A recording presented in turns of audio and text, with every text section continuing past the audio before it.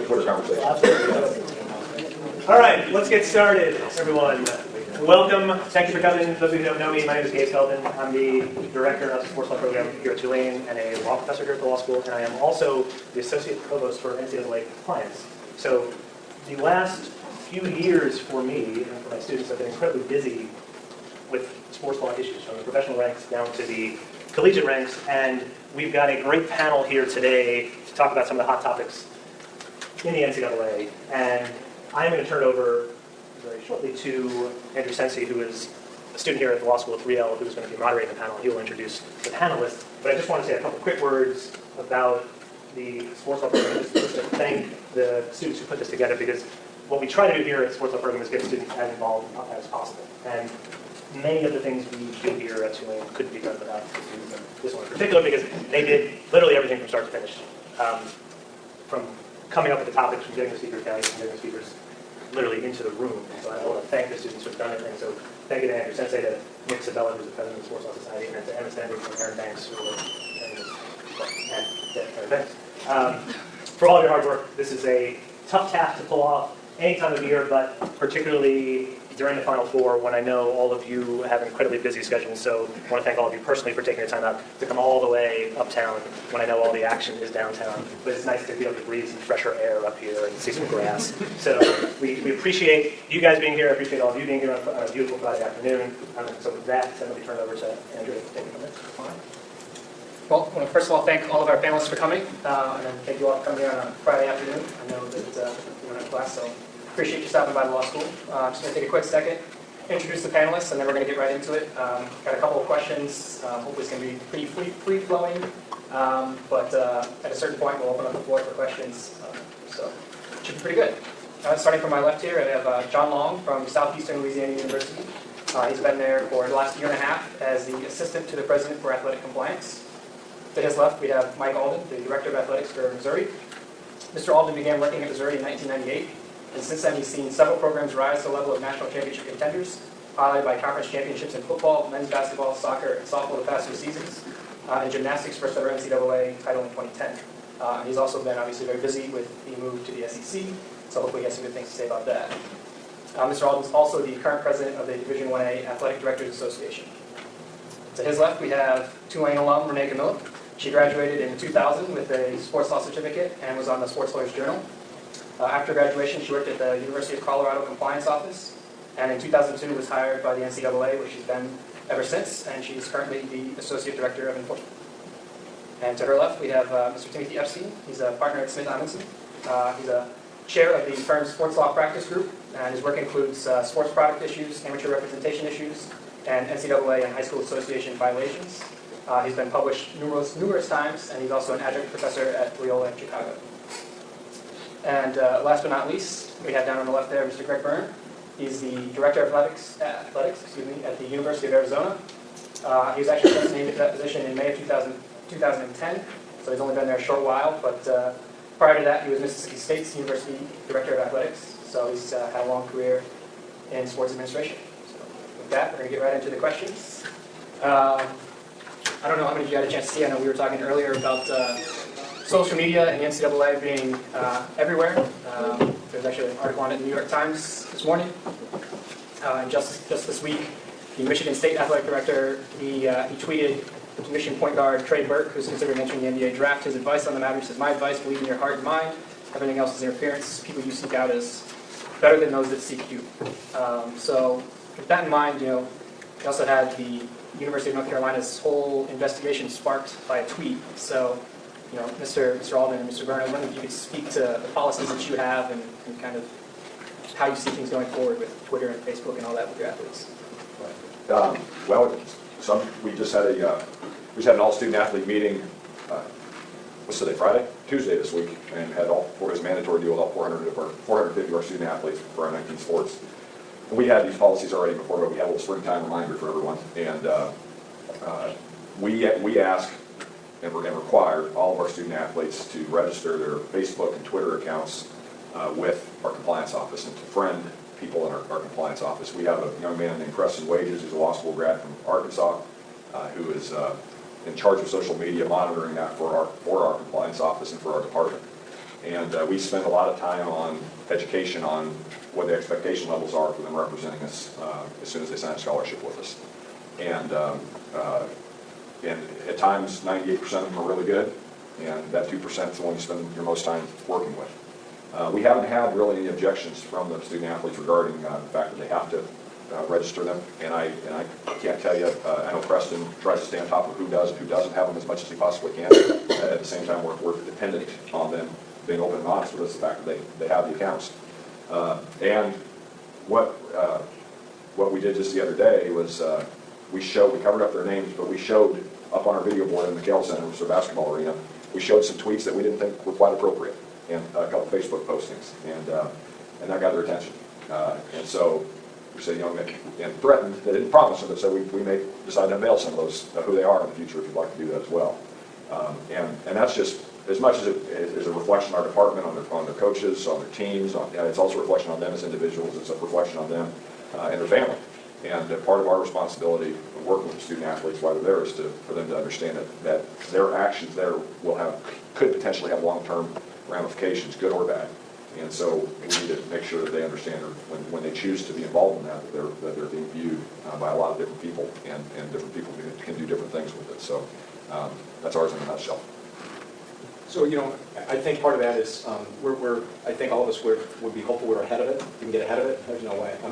We're just playing. We're the catcher, right? So, because these things are coming at us all the time. So, how do you address it? Because the minute you try to address one issue, another thing may pop up relative to social media and stuff. But what we try to do, and I think a lot of people in the Big 12 look at it this way, has been how do we monitor at least the Facebook? Because we know we can be able to get those things registered. We can make sure that those are friended. So we do that with our kids. And from a Twitter standpoint and from a tweet standpoint, we really just use an educational effort on our part to the best of our ability. And where Greg may do this in a full departmental meeting, we just break ours out into squad meetings. And so what will happen is every one of our teams that we'll spend time with them, myself, some members of our Student Athlete Advisory Council, so there's some of their peers versus dad coming in and telling me, you shouldn't do this, or this is something that's good, or that.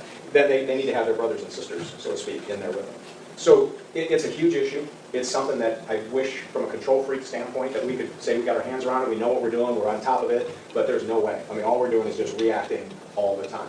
And so what we try to do is do that by at least understanding from a Facebook standpoint, so we can have communication there, always monitoring that, having that friended, and then using these educational opportunities with not only some of our leadership team and our coaches, but also their peers to be able to help us continue to educate them. We do that about twice a year. So. For Renee and John, do you all see any issues as far as compliance or enforcement coming at it? Can you talk about your thoughts on that? Well, as you mentioned initially, the North Carolina case you all heard about started from some tweets and some Facebook posts. And the point is it's out there. From an NCAA perspective, we don't regulate what schools have to do, how they monitor it. What we say, and this is just all part of an institutional control situation, is you have to put a policy and procedure in place. You as an institution decide what you think is going to work best for you, for your student athletes, for your area. The point is, if you have that policy in place, you have to follow it. That's where you can get into issues from our perspective. The institutions are not going to want to hear this, I imagine. We, in enforcement, have actually started monitoring that on a more consistent basis. It's the same thing. We can't get ahead of it either, but we know that there's information out there that can lead to actionable cases and situations. And the point is, we want to try to get it before the press gets it and try to get control of it, and if we can, help the institutions. The past year and a half, we've done some major restructuring in our enforcement department, and as part of that restructuring, we actually have a group now called the Information Management Group, it's IMG, and part of their responsibility is to sit and look online, look for trends. For instance, we also have a football issues group of which I'm a part. So our IMG liaison during the National Signing Day in early February was on, watching Twitter, watching Facebook, kind of seeing what trends were going out there through tweets, or what was, social media, what was Missouri doing, or what was Arizona doing, what was a kid in South Florida who said they're going to Florida that all of a sudden signs with, Florida State, what happened there. So we're also trying to use it for our enforcement purposes as well. From an institutional standpoint, we do not want to get into the business of having to track 18-year-old kids and what they do online. I mean, I can say that flat out, especially when you look at the lower Division I institutions that have limited staff compared to some of the big guys who are held accountable to the same rules. That being said, one of the issues that you mentioned, I think you spoke about the Trey Burke situation and Boyd Roundtree, is situations where you have players who are tweeting to prospects for recruitment purposes, congratulatory statements, whatever. Depending on which institution you talk to, that may or may not be a violation. We've reached out and we've spoken to a Big 12 institution who is adamant that if that situation happens, that it's not a violation.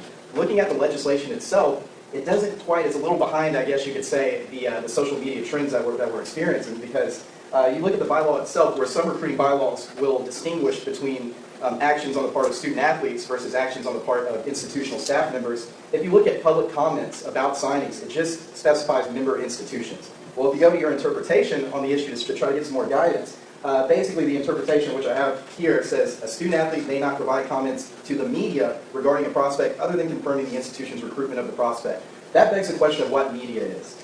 In the Twitter levels of privacy, if I have a private Twitter account where only my friends and family members are following me and I tweet about another prospect, am I speaking out to the media at that point? Now, if I'm a prospect and I'm being followed by Sports Illustrated, and I know that there's the likelihood of them seeing what I'm tweeting is going to be reported to the media per se, is that reaching out to the media? So I think the NCAA rules and bylaws are a little bit behind as far as addressing how institutions, and specifically student athletes, should proceed with tweeting other prospects.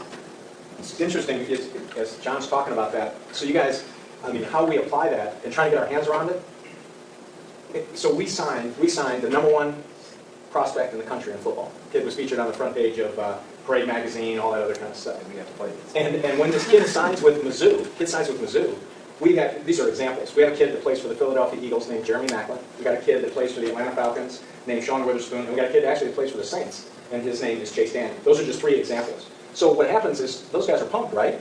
So they shoot out a tweet about, you know, congratulations, his name's Doriel Greenback. Congratulations, DGB, all that other kind of stuff and everything. So violate. Now we turned ourselves in on that as a violation. So as I'm listening, maybe we didn't need to turn. That's what you thought it was going. I'm sitting between. We self-reported our coach tweeting a prospect, so you know the IMG people didn't have to come after us. We beat them to it. But the prospects, you know, we haven't had that situation happen. I don't know. Did we do the right thing, turning ourselves in on that?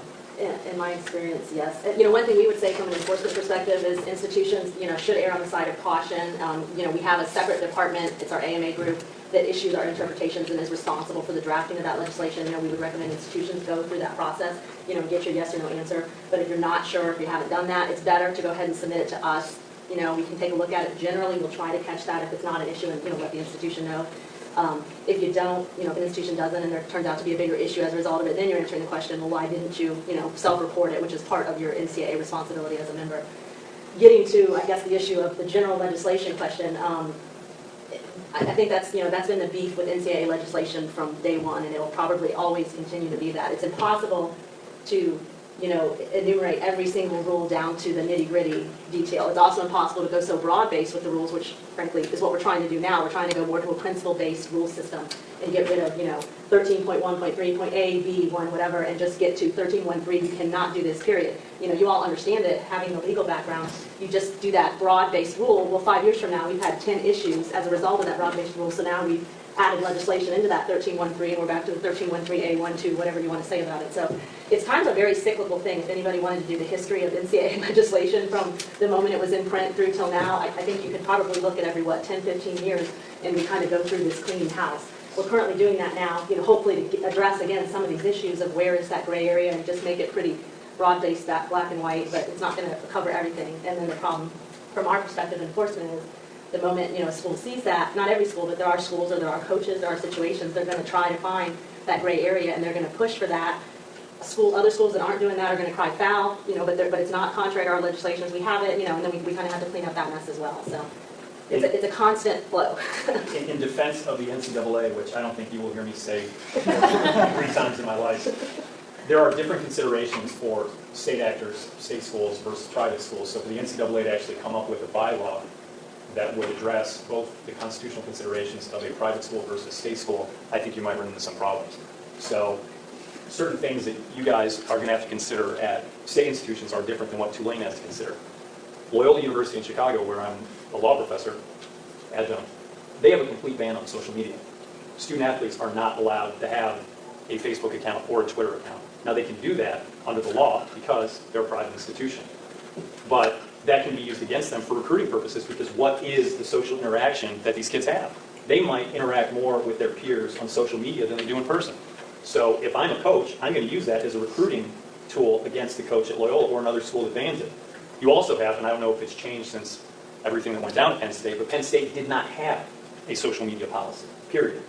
So it goes from complete ban to you guys somewhere in the middle to not having a policy at all. And I think what we thought we were going to see with UNC, where the notice of allegations that came down was a lack of monitoring of social media as a potential violation. Now, there's no legislation on that, so that freaked everybody out. Oh my God, how can you make up a crime that wasn't actually written as a crime at that point? Thankfully, when the report of allegations came down 10 days ago maybe about that, it said, this is not included, we are not going to have this be a point of punishment, but we are putting you on notice that as time is going further, this is something that we're going to expect. And people that work with Renee told me it is not sufficient to just hire a third-party service to do your monitoring for you. There's going to need to be some framework in place. And I know there's a cost there that you don't want to hear about, but it's not so much the social media itself and monitoring of it, but if you're put on notice that something's going on, alcohol, drugs, recruiting violation, and you have a reasonable suspicion that something will be going on with this particular student athlete, you have a duty to monitor that specific student athlete's social media going forward. So your current policies are actually not required by the NCAA. It's being proactive, but I think the standard would be for someone like Penn State, if they didn't have a policy going forward, if they're put on notice, they have a duty to actually monitor that social media. Great responses. That's more than I could hope for there. Can I say one more thing to them real quick? And this is actually talking to students. Every class I ever speak to, I ask them, how many of you are on Facebook? So how many of you are on Facebook? Anybody not on Facebook? I'm on it. I'm actually thinking about getting rid of my page. I don't like Facebook that much because they get too much of your private life, in my opinion. And but how many of you are not on Twitter? Okay. We're trying to, I don't know what the solution is right now, but there's opportunities to monetize that at some point. Okay. I released, and Andy knows this, I released because he came and wrote an article about it, but I released I was hiring as our new football coach on Twitter. That picture alone got 67,000 views. Okay, most of those things I put out don't get that many views, but I was Rodriguez. And so when we hire young people, part of what I hope we find is people that have ideas and are able to be on the forefront of thinking how to handle social media. And so if you aren't on Twitter and Facebook, you should be. Because one of the things you have to think about is how do I separate myself from people in such a competitive job market. I told you about Preston Wages. He's a young guy, has a law degree. We're paying him, I don't know, $40,000 a year to be an entry-level compliance person, and we had 140 applicants for that job. So part of what you have to do is you have to learn how to separate yourself from the competition, and for you to be creative along those thought processes as you're going into the job market after law school, that helps you. And so this is talking to the students I was sitting in every class I speak to. Definitely good advice. Yeah. Yeah, I got him in probably about a year ago. I'm addicted now. Yeah. It's not always the best thing. Pat Forty told me, and he's an old newspaper columnist, and I don't think he would say the same, but Pat Forty from Yahoo now told me, he said he reads Twitter before he reads the paper, and he's a newspaper guy. So it's really amazing. That's how I get all my news. Yeah. Because when I was in journalism school, when the internet was only dial-up, and I would go to the paper and click through the AP wire and thought it was the coolest thing in the world. Now I can personalize my AP wire with exactly what I want. So that's. If you want to know anything about barbecue, follow Andy on Twitter. That's all I do is tweet pictures of food. That's right. So I got to ask you, then, where have you been so far for barbecue down here? I haven't been to any barbecue places yet. I'm going to try to get to the joint in the lower ninth ward before I get out of town. The joint would be number one. Yeah. Okay, so switching gears, totally different subject. Multi-year scholarships. So for 40 years, institutions could only have the 1-year option, basically. And now, after a bit of a struggle, it's passed, and now schools can start offering it. So I'm just curious for your all's thoughts on the good and the bad of that, and how does it affect transfer students. So if you have a 4-year scholarship now, but you want to transfer, how are schools going to deal with that? So pretty much open, whoever wants to start on that one. Well, it's totally called, right? As to going forward. Not this, Yeah, the multi-year that is, the override was not successful, so it is in place. Oh, by 2 votes? Yeah, it was a very close override, so we frankly at the NCAA, aren't moving forward with a lot of confidence in it, obviously. It was definitely that, and then the other issue with the $2,000 stipend, the institution, I think, sending us and sending our leadership a message of where we're going and what direction we're going in. But it is currently going forward. I'll let institutions talk about how they're going to handle it again. Generally with the NCAA, we try to put in some broad legislation. This is how it has to go about, but then it's up to institutions to kind of decide what works best for them within that legislation. The transfer rules are still in place, so regardless of where a student athlete is with their multi-year scholarship, they're still going to have to meet those transfer rules, and those are not going away. And in fact, the additional academic standards for transferring, for 2-4 transfers for our initial eligibility kids, that we're actually increasing all of that. We're really trying to put a base in academics even more so, and really send a message. It's student athlete and it's student first for a reason. But that's really all we're at right now. I don't know where we're going to be in 3 and 4 years, but I'll let the institutions speak to how they're going to handle it. Go ahead. the multi-year contracts, the multi-year scholarships for student athletes really, at least from one institution's perspective, won't impact us at all, not at all. You know, so the difference between a single-year scholarship renewable and a multi-year scholarship, we look at it this way, is if you're dissatisfied with a student athlete for whatever reasons that may be, you can tell them when it was a one-year deal, we're not going to renew your scholarship at the end of the year. Now, if that student athlete wanted to be able to appeal that, there's an appellate group on campuses. So there is one here at Tulane, and there's one at Loyola, and there's one at Arizona and Southeast. We all have those. So that a student athlete, if they feel like, hey, this isn't right, I want to appeal this to some people, and it's not people that are part of the athletic program, it's people that are appointed from campus, they review that. And they have an opportunity then to overturn that situation if you were trying to remove that scholarship. You're going to have the same opportunities to do that. It's just you're going to have a multi-year commitment to a student athlete that you're going to be dealing with there. So the reasons why you might remove a student athlete, many people think it's because they're not very good. That's what I was thinking. Well, they're no good. They're trying to run them off. That's an infinitesimal group of students. It really is. Those are the ones that flash up. It could be they're not going to class. It could be they're being knuckleheads on a Friday night. It could be that they're being insubordinate to the coaching staff. It could be that, there could be a million reasons why you're trying to say, hey, I don't think this is working for you at Mizzou. And so if it's not working for you at Mizzou, then we're not going to renew your scholarship. And we'll have the ability to do that with a student athlete, whether they're in their first year, second year, third year, fourth year, fifth year. And as long as you can have reasons why you would not want to continue that scholarship, you absolutely have the ability to do it. So for us, having a multi-year scholarship, I guess it's great, but it really isn't going to change the way that we do business. I don't know. When I saw the legislation on this, I thought, oh, sounds good to me, no problem. And then, and I'm going to talk two parts here. One is we actually, and I always get confused on overrides. We voted against the override. We voted for the override, and I thought we were going to vote against it. Okay, you know why we voted for the override, which means we were against the rule. We took it to our SAC. Which is our Student Athlete Advisory Committee. I purposely did not go to the meeting because I go to all of them because I wanted them to not say, well, Mr. Byrne, what do you think? Because I wanted them to come to their own independent conclusion on this. They were presented the facts, they were given the information, and they had a meeting by themselves. They have an unofficial meeting, I think they call it, the day before we always meet, and then they came the next day to that meeting. That's the regular meeting. So they took a vote of our SAC, which that day there were 17 of our SAC members there. They voted 15-2 against the multi-year scholarship. Our student athletes did. And so I was like, Rocky Rhodes, who's our deputy AD, she came back from the meeting and said, you're not going to believe this. And so from there and through that discussion, we voted against it. They felt at Arizona that they knew their scholarship pretty much was guaranteed for 4 or 5 years for them to graduate, and that the only time there wasn't somebody that was given that was if, one, that student athlete decided to transfer on their own, or two, somebody on their team, so to speak, was such a knucklehead that the rest of the team didn't want them on there anymore. And they didn't want to do anything that would make it more challenging, because we have the same appeal process that Mike talked about, make it more challenging for the coach to be able to act on that.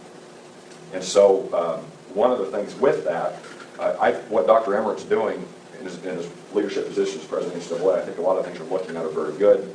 And Dr. Brand before him, his emphasis was focused on the academic mission, trying to get our arms around that. And those were very good steps. And each president will have their own different things that they're going to try to do as NCAA. One of the things that has really concerned me, and Mike's actually been involved in some of it from the AD level, but it's almost all coming from the presidential level. And the presidents are our bosses. We need to be held accountable to the presidents. There's no doubt about that. However, the presidents also have a university to run. And so I'm concerned about, and Mike can speak on it better than I can because he's more involved in that than I am right now, but I'm concerned about some of these things are being done and kind of just forced through without maybe getting the input all the way down to the student athlete level. And you don't want to create issues to where it slows down the process and nothing gets done, but is there a balance there somewhere to where that's taking place? And so, and again, I want to make sure you understand, I think a lot of what we're trying to do is really good, but I also think that that's created some challenges. I don't know, Mike, if you want to expand on that. No, I mean, there's stuff I think that'll come up possibly, because Greg's doing a lead-in that maybe Tim or John, myself, Greg, Renee, all of us can respond to. But there's some efforts that are going on, but you come back to this meeting that took place in August of 2011. It was a presidential summit. I was actually there. So there were a couple ADs that were there. And but it is great that you got the CEOs in the room. Most people that are dealing with CEOs, and I'm not talking about campuses, I mean anywhere, CEOs. A lot of times they're the last people that really kind of know what's exactly going on. They need to have their advisors around them. They need to know what's happening. So they're trying to make a decision and not in an informed environment. So at that time, when they had the presidential summit, it was great. There were a lot of presidents that were there. But decisions were being made and directives being given and timelines being put in place that I don't really believe that most of the people that were voting on that stuff kind of knew what was happening there. And so when they talk about multi-year scholars, this is an example. Our SAC, our student athletes, were exactly like Red's. And I would tell you, and John, I don't know about yours at Southeast, but I think if you polled all student athletes, I would tell you, I think the vast majority would say, we don't need multi-year scholars. So that's just an example. It's going to go through, it's going to happen, and we're going to deal with it the way we talk about it. But again, a lot of those decisions that are being made, we're dealing with some of those decisions now based upon trying to react to something. I think the students probably feel the way that they do because most of their teammates who are not renewed or for whatever reason most of the time are knuckleheads or do something along that line. Of course, then after they leave Missouri, we offer them a scholarship, and then it turns out we get the same thing happen to us for the FCS level. But you asked about the good and the bad, and to tell you the truth, the reason why I think that this proposal did not get defeated, it's almost kind of like a political pork type thing or an attachment, but one of the provisions of the proposal was the ability to give student athletes who have exhausted their eligibility or passed the 5th and 6th year to be able to provide them with an athletic scholarship. And I think that portion of the proposal was widely supported, whereas there was a lot more hesitance towards the multi-year portion of that proposal. And I think that probably made the difference, to tell you the truth. I think there are some good things for it from speaking from a mid-major level. Maybe we can get a prospect that goes to the Conference USA or wants to go to a higher conference to come to our institution if we offer another year or two at them. The reality of the situation is, I think there will not be that big of an effect, as Mike alluded to, one of the reasons being that you can write the contracts for these multi-year scholarships. You can provide yourself with enough out clauses to basically cover any situation, which would be the reason why you would get rid of those kids in the first place. Southeastern Louisiana is the exact same way, and as you just don't see student athletes who get non-renewed for performance reasons. It just doesn't happen. It's always some kind of insubordination or something like that. Well, if you put and word these carefully, and this is why law firms who work in the field, this is maybe an area of potential expansion into their practice. If you detail and contract properly multi-year scholarships, you can give yourself enough outs as an institution to where this will have minimum to no effect on you going forward. It puts that burden on the institution to make sure that those agreements are drafted properly. And when Mike said, he said contracts at first, I think he's actually absolutely correct by phrasing it and terming it that way, because that's what it's going to come down to, is how you word those contracts, what four clauses you put in those contracts to be able to disassociate yourself with those student athletes. You bring up lawsuits, and I think it's important to see what this is in reaction to and what some of the other new legislation is in reaction to. A lot of it is in reaction to lawsuits that are currently getting filed against the NCAA. And if you can put some of the causation to rest that's at the head of some of those lawsuits, I think maybe the thought is we'll be proactive and we won't get hammered as much, or we can just do something from the standpoint of risk mitigation. And I think you see that with the multi-year scholarships. I think you see that with the scholarship enhancement. Because right now, frankly, the NCAA is getting assaulted from a lot of sides in courtrooms. And there is a realistic possibility, if Keller and O'Banion are successful, that a huge revenue stream that would be going to the NCAA is going to be gone. So I think there's a little bit of trying to throw something out there to get some mercy there from a legal standpoint. Sure. Well, I guess I can't skip over the fact, since we have switching conferences, and that's been for the past 2 years, I guess, just been a huge thing with teams moving all over the place, and then get teams saying they're going to the Big East. Oh no, we're not. We're going to go here, and switching back and forth. So if you could talk a little bit about that, as far as what's the impetus behind some of these moves, and kind of how do you keep the student first and the student athlete as far as extended travel and things like that? Well, and again, the panelists are going to have, I'm sure, comments on this as well, too. But as a school that's gone through this, so Mizzou will enter the Southeastern Conference July 1st of 2012. So we'll be members of the SEC, the 14th member of the SEC. Two new teams, two schools enter, Texas A&M and Mizzou, to make it a 14-institution league. And I think there's a variety of reasons why people have moved, and certainly Nebraska had reasons why they felt it was better in their better interest to be in the Big Ten, or Colorado to go to the Pac-12. Or I'm talking to Lynn Hickey today. Lynn Hickey is the athletics director at the University of Texas San Antonio, because they're going to be meeting with Conference USA and the Mountain West, because as they take a look at this mega merger, how's that going to affect this and that. And it's for a variety of reasons. I think some people initially will look at conference realignment as being completely revenue driven, and then there's certainly some validity to why Nebraska may say, I want to leave the Big 12 to go to the Big 10. I think the Big 10 network and the footprint and the exposure and a lot of the other things clearly are an opportunity for Nebraska to grow their revenue. There's no question. But at the same time, I think they were looking for some different things like, let's say Mizzou was, because we came from the same league. I think we were looking for stability as far as a league that was going to be together. And certainly you followed this in our league for the last year. When you wake up and you look across, you get your Twitter feed, right? So I'm checking in the morning, I'm looking at the paper, I'm looking at that and find out that Oklahoma and Oklahoma State and Texas and Texas A&M, Texas Tech, they're going to go listen to Larry Scott and the Pac-12. And so, oh my gosh, what are we going to do? And so with all that kind of movement, you're looking for stability. I think the other thing that I think people look for in conference alignment, or at least we did, is we wanted also equality. I think you want people to be treated the same. The Big 12, so I'm only speaking from our league standpoint. Is that all right? Yeah. Okay. So as you guys look at the Big 12, if you know much about that, and I've talked about this before, is that the formation of the Big 12 initially was flawed from the start. There was a flaw from the start. Because you grew your family from 8 people to 12. You adopted 4 kids. Okay? And so normally, when you have a family of 12, or 8, or 12, whatever the number is, and they all sit around the dinner table, everybody kind of gets the same amount of food, usually. I mean, they get an opportunity for it. But that wasn't the way that the Big 12 was established. You know, there was a revenue disparity with how you shared different types of things. And so I think that for us, we were looking for leagues like Big 10. Everything is kind of all in the SEC, and that's where Greg came from. He knows this. Okay, it's all in.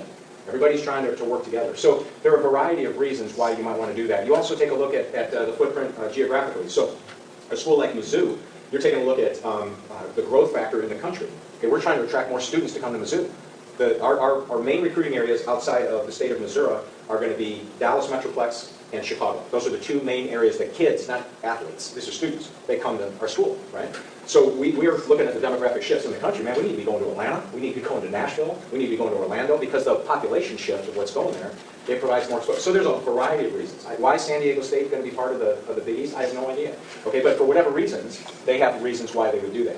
I would tell you that today, in 2012, my opinion, and again, these guys can join in on this, this ain't over. I mean, there's no way this is over. It is from Mizzou, and we're glad for that. And I can't speak for the Pac-12, Rake's in that right now, and other leagues, but in my personal opinion, I don't think it's over. And there's a variety of reasons why people are looking to make those moves. And I didn't mean to put you on the spot. You didn't put me on the Just spot. speak for everybody. You're remiss if I didn't ask. Well, I've only answered that question a couple of times in the last year. So.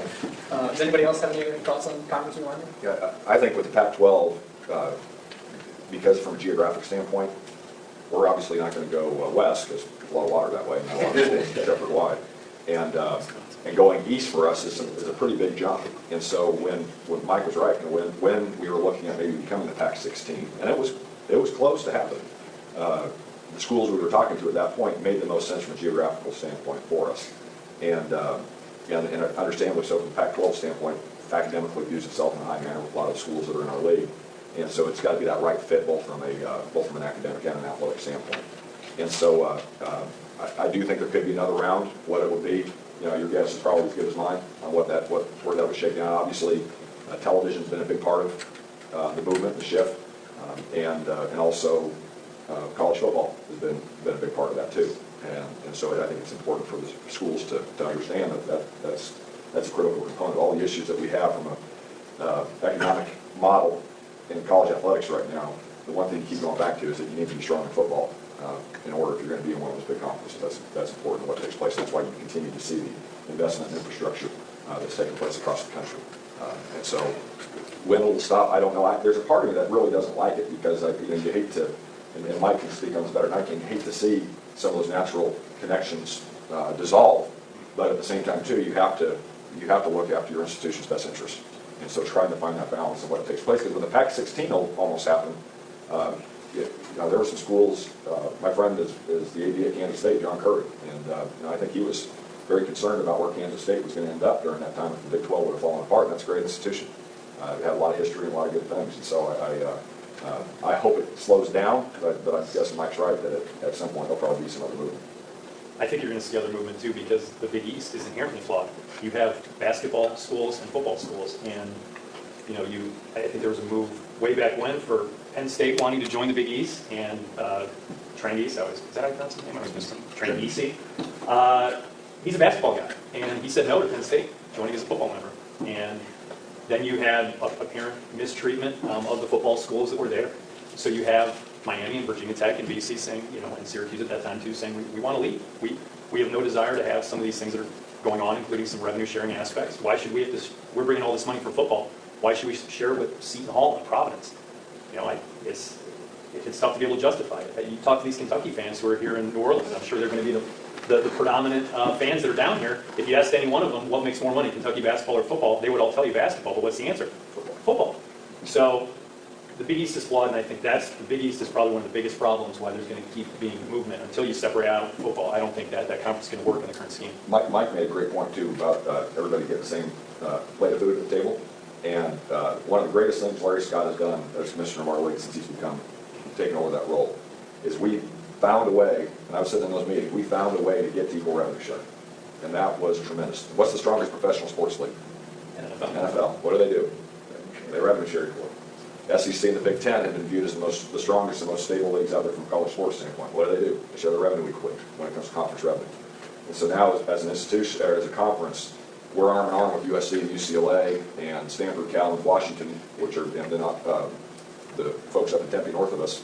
We're all together. And so those are some big television markets, and that was part of what made our conference so valuable. Is you got some major media markets in that footprint, and Larry and Kevin Weiberg and our Pac-12 team went out and did a really good job of uniting together and showing that we were strong, and that us being shown that we had equal revenue sharing made us a much more attractive television partner, and that helped us. And it's helping everybody else out too. That's huge what Greg is talking about. Again, I don't know how this resonates with you guys, but he used a name, and there dropped a name in his comments there, and the name was Kevin Weiberg. You may have picked it up or not picked it up. Kevin Weiberg was the commissioner of the Big 12 Conference, and a heck of a commissioner. He'd come from the Big 12, he understood everything that needed to take place for the league to get strong, and he left because he couldn't get that done. And then what happens, lo and behold, he ends up over in the Pac-12 working with Larry Scott, doing something that no one thought was going to happen. And that was UCLA, USC coming to the table and others and saying, we're going to share it all equally, because it had never been done. And now what you've seen with that, television contracts are going through the roof for the Pac-12, more exposure, programs are going to get stronger, facilities are going to be developed greater than they've ever been before. And the league is setting itself up for huge success, I believe that, down the line. But it comes back to what Greg talked about. But there was a key person in that part of it, I think. His name is Kevin Weiberg. Yeah, it's given us great guidance through this. It's been awesome. A good guy too. All right, well, one last question for me. Hopefully it's a little bit of more of a fun one before we open up to questions. So let's say tomorrow that you wake up and whoever has the power to bestow this upon you, you are now the NCAA czar, with all-knowing, all-powerful, no one can overturn you. I'm definitely looking forward to Mr. Epstein's on this one. All right, well, then I'll say last. But what would be your first order of business? What would be the first thing you wanted to do? Yeah, since I work for the current NCAA, I'll keep it this on this. No, I think mine is short, but just this is an internal perspective, so it's going to be completely different. And the first one is very self-serving, admittedly. I would pay our staff more. The majority of our staff would really do the bulk of the work, and we do represent. And this isn't just big Division I football or big Division I basketball. We have Division II, we have Division III. We do handle the bulk of the work, whether it's championships, whether it's enforcement, whether it's just the rules and regulations on and off the field, the governance process, whatever it is, for 1,200 institutions. So we really do quite a bit. Our staff is somewhere around 450, and the bulk of them, everybody talks about all this big bad money, but it's not, we're not seeing it. And not that we're all going to be, millionaires working at the NCAA, but that, I would do that, definitely. And the other thing externally, less self-serving, is we're starting to see more of this. I think this is one thing President Emmer has done a good job, and he definitely is more savvy to the power of the media and the need to probably be less controversial or contentious with them at times. I think we need to do an even better job of educating not only our institutions, and frankly, yes, our institutions, but the public in general, the press, about our processes, our procedures. There are things that we get dinged about that it's just a lack of understanding and knowledge. I think that would help us and help our dealings with the institutions. So those are mine. I think mine would be, it's pretty short for me. I would set up a separate division in the NCAA. What I mean by that is I would have one other division which would have more like institutions. And the reality of this is Michigan State and Missouri and Arizona have a lot more in common and have issues that are different than Quinnipiac. Okay? And that doesn't mean that Quinnipiac isn't a fine institution. So is Tulane and a lot of schools. Okay? But when you're sitting at a table and you're trying to make decisions that we know are going to be impacting things in East Lansing or in Tucson, or in Columbia or whatever that may be, it becomes very challenging to be able to try to get things accomplished that certainly are going to have a direct impact on us. And so that's what I would do. I would take a different, so it's whatever the division is, I just separate that one out and say, this is a different group right here. I would abolish the APR. The APR, for those of you who are not exactly familiar with the scoring system and rating of it, you get a retention point and an eligibility point each semester for all scholarship athletes. Unfortunately, with the recruiting model the way it is and the limitations on the coaching staff and the institutional staff to get to know prospects, I believe that a lot of the times you aren't able to do enough research into what is really beyond a lot of the student athletes. I think that's especially compounded with international student athletes. You can ask an international student athlete 100 times how much do they value an American degree. But as soon as they think that they have a shot at potentially playing pro in a foreign country or maybe their home country, a lot of times you're going to see that student athlete say, you know what, this is more important to me. I came to this NCAA institution to showcase my skills in the first place. They can give you all the right answers. They can say everything. But without having the ability, and for international prospects, it costs a lot of money to bring those kids over on official visits or to go and recruit them. For an institution that's positioned like a Quinnipiac or a Southeastern Louisiana, it gets tough to really go in and investigate what your recruits, what is in their mind, and how much they value in education. You also see a lot of the times where you're applying the proverbial square peg into the round hole as far as what the structure of the APR is and being able to get points back. We had a student athlete that was offered a lucrative job due to a family connection that was not athletics related and made a economic decision that it was more in their economic interest to take this job instead of continuing with their college education, talking about a six-figure job. So a lot of people, that's an easy decision. In that situation, should we be punished because of that opportunity was provided for that kid? I think there's it's a great idea, and I think that there's a lot of merit behind the idea of the APR, but when you put the rubber to the road, a lot of the times you get the square peg with the round hole. So that's what I would do. Hadn't heard that perspective on the APR. Yeah, I hadn't either. I understand the issues you're talking about, but part of me kind of likes the APR because obviously it's another way to get your coaches to make sure they're staying focused on graduation for their kids, and there's some rewards for that. Again, I made a comment earlier about that probably could come across as critical, and I don't mean it to be critical towards Dr. Emmer because I think a lot of what he's trying to put forward is very good, so I want to make sure that's included in the statement, especially if it's that's not. Again, what's concerning me, I think what Mike's talking about at a different level, I think that's a real possibility at some point. I'm 40 years old, so I could see that potentially in my lifetime as an AD, knock on wood, I can survive for a few years. And but I would, I want to make sure when we're doing these things that we're getting good input from the people at the ground level who are involved in these things on a daily basis. I think that's important for us. And you know who the last president of the NCAA was that came from the athletic director's role? Zed Dempsey. He was AD at Arizona. He was 2 ADs before me.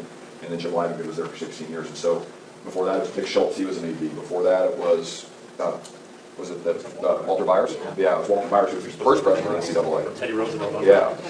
And so I think what you saw for a while was was the model they were using was to have it come from the AD position. I'm not saying that's what you have to do necessarily, but I think it's important that you are surrounded by some people on that staff that have a real good grasp of what's taking place on the institutional level when making those type of decisions because of the impact that it has on us. And just like if you would have said to me at the beginning, multi-year scholarship like I talked about, I would have thought, boy, that's a good idea. And until I talked to our SAC group on our campus and I heard their concerns, then I thought, you know what, maybe there's a perspective we're missing on this one. And again, that's just one institution, so I think it's important that you don't lose sight of having some institutional involvement. Can I say something? I do appreciate your comments, and in fact, and some of this is beyond you all as far as a sports law perspective, but what Mike and Greg had mentioned, we've heard that, and at our level, we've definitely heard that through the cabinets, through the committees. The good news is I think we've seen it through the overrides, voted on one, barely successful, one not successful, and that was his big baby, if you will, initially. All of this coming out of the presidential retreat that he held that Mike mentioned in 2011 August. A lot of this we thought was going to start literally getting pushed through this April, starting on Monday. We were just notified that some of the working groups have started to pull back a bit, including the enforcement working group, which is the new structure of the penalties and the procedures in that way. And I think we've all internally finally kind of said, been able to take a moment, take a breath, and say thank God, because we are at that level. We hear it. I'm out there talking to Division I football coaches, basketball coaches, and we're hearing this. What is happening? Do you realize that I don't agree with this? I think the majority of my folks in the league or my conference, whatever. So we do appreciate those comments, and I think keep them coming loud and clear. That's the only way it's going to continue to rise up. To say this all doesn't need to be done in April. In fact, some of it is starting to be pushed back till August and hopefully further, so that we're doing the right thing. And to his credit, he's meeting with some ADs here soon. Yeah, and which is good. The last thing I do is on enforcement. And I know enough to be dangerous. Renee's certainly much more of an expert than I am when it comes to that, but, you know, they have flexibility, Roger Goodell does, in how we handle penalties in their model compared to our model right now. But it's been interesting watching that, and obviously one here locally that's had a big impact. Hey, I always tell our coaches, if the speed limit's 70, we better be going 70, okay? If you go 75, you better report it better be an accident. And if you keep going 75, there's going to be some issues. And if you're going 90, you're going to be can't you. And so what I want is how do we, and some of the steps from the government standpoint, I think is really good that we're trying to take to simplify and make sure the axe murders are being focused on instead of, you know, you send a text message or, yeah, we're jaywalkers instead. And so I think that's really important to stay focused on it when there's an opportunity to send messages. And I think that's how you get it. I heard Urban Meyer, I was on, USC had a 7-on-7 football deal a couple weeks ago at USC, and I spoke for the ADs in the Pac-12. And Urban Meyer was part of the group too, and he was on Skype, I guess, and he just talked about in the 1980s, steroids were such a major issue, and there were significant penalties that came along with that. And now, not to say that they don't exist, but you certainly don't hear. Our student athletes get tested for them regularly. You don't hear about it happening in positive tests for that. So that I think we've gotten our arms around that in a much better way than where we were 20 to 25 years ago with that. This is all recommendations if I was the NCAA czar, so it's like 10 pages, so I'll be brief. As someone who has and currently does represent both axe murderers and jaywalkers in the NCAA process, I would like to see what at least in my mind, and I think some people in enforcement would agree with me, more common sense. And what I hear from enforcement when I deal with enforcement people, whether it be SAR or AMA, is, well, you got to take that to membership. You know, we have no flexibility on this rule here. So, for example, my buddy Ennis Cantor, we tried hard to get that kid to play for Coach Cal, who I think people would think is an axe murderer. I think it's... You said that. That's not on the record. I like Cal, we get along great. But I think there's the perception sometimes of axe murderers. And then the jaywalkers who happen to be associated with them, let's say student athletes, then get a target put on them. I don't know if what happened with Ennis would have happened if he would have ended up going to Washington versus going to Kentucky. And I think part of my experience, at least in enforcement, is, you know, from having student athletes I represent at Duke or Notre Dame versus having a student athlete I represent who might be at UNLV or Kentucky or that school in Tempe. I think there are, for good reasons on the NCAA's part, certain people have certain credibility when you come up. But I just wish there was more compassion and common sense for individual athletes. The fact that I could not use the standard that was set up in the Cam Newton case for Ennis Cantor just seemed ridiculous to me. But as conversations I've had with numerous people in the NCAA, they're two different buckets because you're talking about an international student versus a transfer student. And to me, it seemed terrible that there was an innocent kid who's a great kid who really wanted to get an education. His dad is a dean of a university in Turkey. There was an offer, whatever reasonable and necessary expenses were over, we would have paid the overage. And there was inflexibility. And I understand that that's because of the framework of the rules that enforcement has to operate in. But there just needs to be more common sense. And maybe that's just saying you guys need to have the ability to be able to use more common sense and not be so tied to the rules that are set up by membership. So that's my 1 of 1,000. Okay, so if we have any questions, we'll open it up. The first one I saw. There has been some talk, obviously, about forming another level. I'm wondering if, at some point in the future, what you all thought the possibility might be if we ever got to a second division type thing of those institutions, whether it's creating their own basketball league or creating their own enforcement mechanism, enforcement framework, almost creating their own NCAA. So there's been some talk about eventually that. Yeah. Kevin, do you have this one?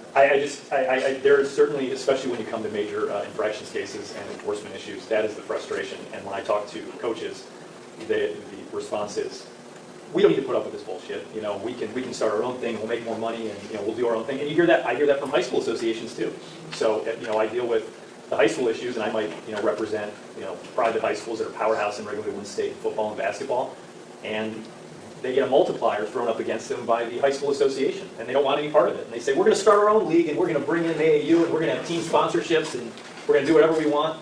And I think that's the response you get in any league. You get that from the owner of the Dallas Cowboys, you get that from the New York Yankees. If you're on top and you feel like you're being targeted, you think you have the ability to separate yourself from everyone else. And at that point, you can make your own rules, and those rules you would set up would be favorable to you, and you would do better. I think that was the idea behind the BCS. You can do it better than the NCAA, so let's just do it. So, I would think that, just a little bit more on what Jim was saying, just a little, and that is, I think that anything is possible, I think, when you take a look at like institutions and taking a look at the commonalities that are there with them and the brand values that those folks bring to the there's a certain brand value that Ohio State and Louisville and Kentucky and KU bring to the table. There's now, you can throw 4 other teams in there that perhaps are different than those 4. And so throw the 4, Cinderellas, I don't know, that won whatever games maybe that we won this particular year. And you have a completely different brand value for CDS. And they're going to be going, holy cow, we didn't pay for this. Okay? So that's reality. That's just reality. And while there are people that don't want to recognize that, people that want to be able to ignore that, that is absolute reality. That's the reason why, like Tim was saying, the BCS was set up. There is a value that's associated with that, and there was an opportunity there to create that value and be able to regulate that value in a consistent way. So if you got to that point, I think anything would, but at the same time, you want to be sensitive. You want to have confidence. You want to be sensitive. You want to be understanding. You want to be beneficial to the entire industry. But at the same time, I think anything would be possible. I'd imagine you'd come across a legal hornet's nest with outside agreements. I was actually talking to Stu Brown over here the other day, and we were talking about the realignment issue and some of the contractual obligations that schools have entered into under the assumption that they would remain in their conference. That would probably be impacted tenfold if you start talking about leaving the NCAA and going to other conferences and finding competitors. I would think would be the other thing. The NCAA would probably respond by creating some legislation that would forbid its member institutions from playing those other guys. So you're talking about competition opportunities that are off the board for us, but that might be less guarantee games, which is a large part of what supplements our budget. Thanks to guys like Missouri. So. I don't know if it'll happen or not as far as another level. It could, but I also think, going back a little bit from the messaging of what we're doing, I tell our donors all the time this, and I feel this very sincerely, 98% of what takes place in college athletics is really good. We've had multiple donors at Arizona that I know that part of why they get it is because they believe in the opportunities that are created through college sports for young people. Okay? And all you got to do is you go watch our tennis team play, either our tennis teams play, go watch our swimmers, go watch our gymnasts, go watch our basketball student athletes and get to know them, our football student athletes and get to know them, and you realize there's some great stories in there. And obviously, controversy sells, and so a lot of times, whatever the controversial subject is that's going on in our industry is going to be the focal point. And naturally, people kind of assume, we deal in a world of assumptions, okay? People assume that it's just the way it is across the board. I think the great majority of coaches, I think the great majority of athletic administrators and universities are trying to do things the right way, that really genuinely care whether the kids graduate or not. I really do believe it. I know we do it at Arizona, okay? And I know they do it at Mizzou, and I'm sure you all too. So, but I think part of it is whether we go to another level or not is getting an opportunity to send that message. And I think right now some of the messaging the NCAA does from that, we all turn professional to something, but most of it's not sports. I think that's a great message. I think it needs to almost be another party delivering that message as well. That's some really genuine tales from our student athletes themselves, messaging that out to the public and what takes place, because it's awesome. It's absolutely awesome some of the kids you get to deal with, the great majority of the kids you get to deal with, and the stories they tell and the impact that intercollegiate athletics has had on them and what it means to them. This question I think pertains to everybody, just about social media. I guess one from the NCAA standpoint, how does the language expand to new social media outlets like Twitter and Pinterest? And then from the school standpoint, what exactly do you deal with when you tell players what kind of content they can put in tweets? For instance, I read in ESPN's Dumbest Tweets, an Auburn football player asking who was good at writing poli-sci essays. And then, so do you deal with obviously stuff like that? Do you deal with personal beliefs and views? Do you deal with what Mendenhall said that got him kicked out of his sponsorship contracts? Or Well, it's different with the sponsorship contracts because you have morality clauses that are within sponsorship contracts, and it'll say anything from, you can't, if you're convicted of a crime, then that's out there. But then you have people like Tiger Woods and Michael Vick who ruined it for everybody else. So now it says anything that will be seen as bringing bad imaging to the brand. You're out to protect the brand. You know, Rashard Mendenhall got dropped from his Haynes contract, something like that? He was champion. Champion, because he made a comment that we shouldn't be celebrating Osama bin Laden being killed. Well, maybe that would be okay if he was playing on the 49ers, but it's not okay if you're playing in Pittsburgh. So it's also your audience. You got to know who your brand is. And I think that would apply to schools as well. Something that's going to fly for Florida State is not going to fly for BYU or Notre Dame. And that kind of gets to the issue again of what the NCAA legislation, we are not trying to sit here and say we do not want your student athletes tweeting, or we only want your student athletes tweeting this. You know, we're just going to say you put certain policies and procedures in place, you know, be comfortable. Miami is going to have a situation that's completely different than Miami of Ohio, you know, in the middle of Ohio, and we have to be cognizant of that, and that's where we cannot fit, you know, the square peg into the round hole. From our legislation's perspective, as far as social media, right now, the only thing we do legislate is that coaches can't use it as a recruiting tool within the same parameters, you know, time frames, like you're not allowed to email prospects until July 1st of after their sophomore year, what have you. So they can't use social media as a way to get around phone calls or other permissible recruiting tools. And we don't want student athletes or representatives of the institution's athletics interests, otherwise known as boosters, recruiting for the schools through, at all, but we specifically said not even through social media. But beyond that, we don't get into the, you know, nitty-gritty, and we can't for that exact reason. All right, we have time for probably one more, and then we got a reception afterwards, so hopefully you can try to grab one and ask a question. I think I saw you first.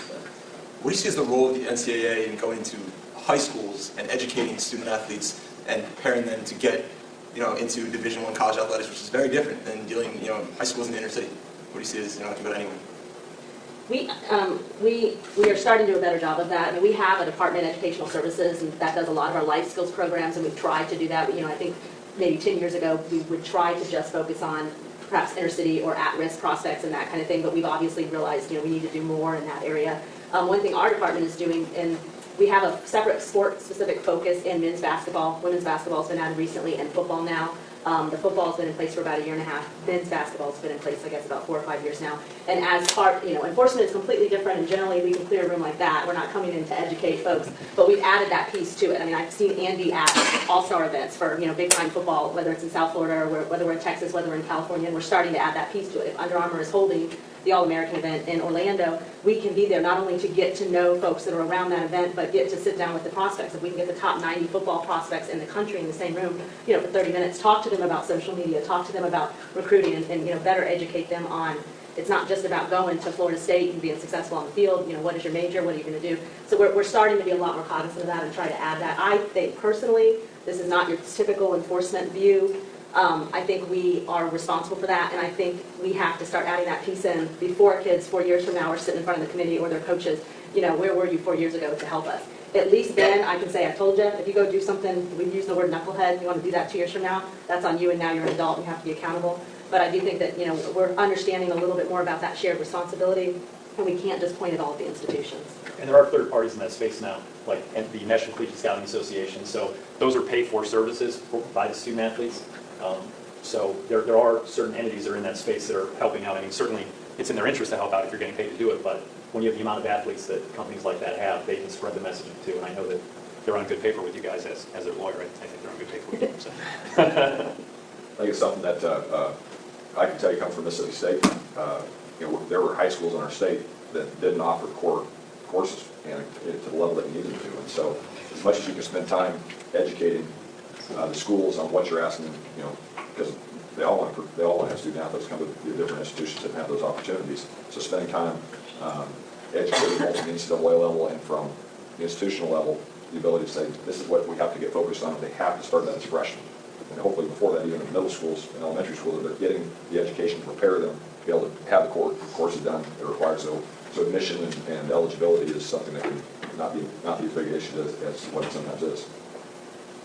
I believe there's an untapped legal market to the extent that it could be tapped for providing seminars and educational seminars for high school prospects and maybe even direct consultation services for some of your big-time prospects. With the change in the academic rules model for core classes, for instance, now with the NCAA rule changes, the high school athletes are going to be required to spread their core courses that they earn throughout their high school year to prevent situations where a senior in high school goes to correspondence, non-traditional courses, or whatever else, and gets 10 of their 16 core courses their senior year.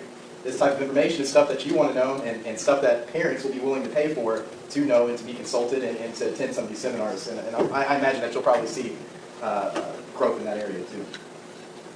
Okay, great. Well, thank you once again to all the panelists.